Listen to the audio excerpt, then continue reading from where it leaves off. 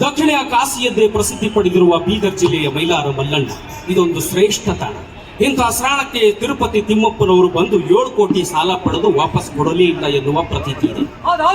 ಹಾಗಾಗಿ ಮೈಲಾರದಲ್ಲಿ 7 ಕೋಟಿ ಘೇ ಎಂದು ಕರೆಯುತ್ತಾರೆ. ತಿರುಪತಿಯಲ್ಲಿ ಗೋವಿಂದ ಗೋವಿಂದ ಎಂದು ಕರೆಯುತ್ತಾರೆ.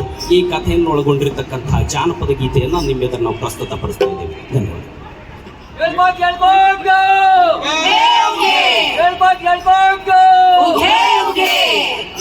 ತಂದನ್ನ ತಾನ